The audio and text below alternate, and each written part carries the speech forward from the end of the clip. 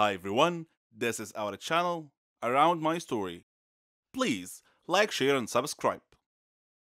Avant cet été, je n'avais aucune expérience des applications de rencontres. Tinder n'a été lancé que 2 ans après la fin de ma relation à long terme. Pendant les 7 années qui a duré notre relation, j'ai joué avec les applications de mes amis, mais je n'ai jamais adhéré. Me retrouvant soudainement célibataire au début de l'été et ayant désespérément besoin de distraction, j'ai plongé la tête la première dans la piscine des rencontres en ligne. J'ai commencé avec Tinder parce que ma ville est trop petite pour autre chose et que mon cœur, froid et mort, voulait des rencontres occasionnelles. Rien de sérieux. C'est le but de Tinder. Tinder a répondu à la plupart de mes attentes. J'ai eu une poignée de rendez-vous, j'ai rencontré des gars cool et d'autres pas si cool. Et j'ai traîné avec quelques personnes vraiment intéressantes, comme un DJ radio qui gère une entreprise de mariage à côté. Ce que je n'attendais pas de Tinder, cependant, c'est que la plupart de ces interactions ont commencé à me faire sentir bien dans ma peau. Je veux dire, vraiment bien dans ma peau. Comme toutes les femmes du monde, je n'ai jamais été satisfaite de mon corps. Je fais du 44, je suis étiquetée grande taille et j'ai porté des lunettes par intermittence toute ma vie. Lorsque je sors avec mes amis, je ne suis jamais la fille que l'on drague, avec qui on flirte. Depuis que j'ai atteint la puberté et que j'ai pris conscience de la différence entre ce qui est attirant et ce qui ne l'est pas, j'ai toujours pensé que je jouais le rôle de la grosse amie, qui se contente de rester assise et de sourire. Bien sûr, j'ai eu des petits amis, mais ils ont toujours été mes amis avant tout. Alors quand ils me disaient « tu es magnifique », ce que j'entendais c'était « je t'ai trouvé magnifique seulement après avoir appris à te connaître ». Je n'ai pas tout de suite pensé que tu étais jolie. Je sais que le fait que quelqu'un soit attiré par votre personnalité est plus important que le fait qu'il pense que vous êtes mignonne, mais je ne détesterai pas qu'un seul gars qui ne me connaît pas du tout me dise que je suis attirante. Les amis, la famille et les petits amis, je ne les crois pas, mais un parfait inconnu, cette personne, je pourrais bien l'écouter. Cela nous ramène à Tinder. D'une de mes premières nuits d'utilisation de l'application, un ami et moi étions assis sur ma terrasse et décidions sur qui se matcher. À chaque fois que nous disions « cela se match », nous rions et regardions un peu plus les profils des gars. Après la 3e correspondance, j'ai dit « ces types me jugent juste sur mon apparence, non ?» Mon ami a hoché la tête. « Donc ils ne font que se matcher parce qu'ils me trouvent mignonne ?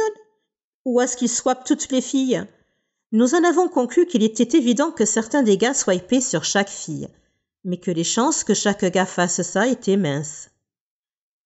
On a glissé un peu plus.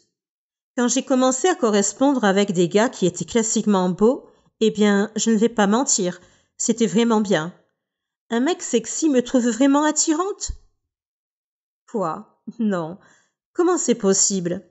Puis les messages ont commencé. Certains sont allés droit au but en disant « tu es vraiment jolie ». D'autres ont d'abord engagé la conversation avant de faire des compliments ici et là. Je sais que c'est ainsi que les gens fonctionnent sur Tinder, mais gardez à l'esprit que je ne suis pas du tout habituée à cela. Ce n'est que lorsque j'ai commencé à rencontrer ces gars que je me suis demandé « est-ce que Tinder peut booster l'estime de soi ?» 2 gars m'ont demandé comment une personne aussi jolie que moi était encore célibataire. J'ai eu un rendez-vous avec un gars qui m'a dit en espagnol que j'étais belle. Un autre gars que j'avais rencontré plusieurs fois m'a demandé « tu cherches quelque chose de sérieux ?» J'ai répondu en riant comme une folle. Ce n'est pas la question qui m'a surprise. C'est le fait qu'elle vienne d'un type incroyablement séduisant et en pleine forme. Parce que oui, je suis superficielle et je ne passe à côté que sur les types que je trouve physiquement séduisants. Quand j'ai fini de rire, j'ai dit quelque chose de maladroit comme « oh, peut-être, je veux dire, je ne suis pas contre ». Mon esprit cependant disait « tu es sérieuse? Tu t'es vue? Tu m'as vue ?» En fait, je n'étais pas séduisante, mais je savais simplement comment bien m'habiller. Je me suis retirée dans ma coquille malsaine. Peu de temps après ce type, j'ai traîné avec un étudiant en médecine gentil et ringard qui était en ville pour les vacances. On s'entendait bien. Le lendemain, lorsque nous nous sommes retrouvés, il semblait choqué que je sois sortie une 2e fois avec lui. Il n'arrêtait pas de répéter « Tu es si belle !» Je n'ai jamais l'occasion de faire des choses comme ça. Je ne sais pas comment répondre au compliment. Mad Boy a secoué la tête. Il a dit « Ne fais pas ça. N'aie pas honte de ton corps, tu es si séduisante. Tu t'es vue. Tu es magnifique. » Quelque chose chez ce type a fait que mes pensées habituelles de haine de soi ont commencé à perdre prise. Encore une fois, je sais que c'est le genre de choses que les gens disent sur Tinder, mais soyons honnêtes, pourquoi faire un effort supplémentaire? À moins que... parce que c'est vrai. Quelque part, entre les discussions occasionnelles sur Tinder, la poignée de rendez-vous, mon esprit a tourné autour d'une nouvelle pensée. Suis-je attirante? Je me suis regardée dans mon miroir en pied. J'ai essayé de voir ce que ces gars voyaient. Des gars qui ne me connaissaient pas du tout. Des gars qui ne sont pas influencés par ma personnalité. Et des gars qui n'ont aucune raison réelle de me complimenter. Parce que je ne recherche pas une relation de sitôt. Tout à coup, je commence à le voir.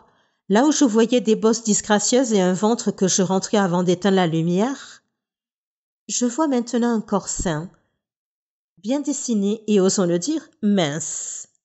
Mes amis, ma famille et mes petits amis m'ont toujours dit que j'étais séduisante. Mais ce n'est que lorsque ces inconnus ont commencé à le répéter encore et encore que j'ai commencé à l'entendre. Alors, qu'est-ce qui booste l'estime de soi? Tinder ou les simples rencontres? Ou est-ce qu'ils fonctionnent l'un avec l'autre? Parce que sans Tinder, je ne sortirais probablement pas du tout. Sur le plan romantique, j'ai tendance à ne pas me mettre en avant. En général, je n'ose pas aborder un homme et essayer de flirter avec lui par peur d'être rejetée. Avec Tinder, cependant, le simple fait de correspondre avec quelqu'un semble atténuer la peur du rejet.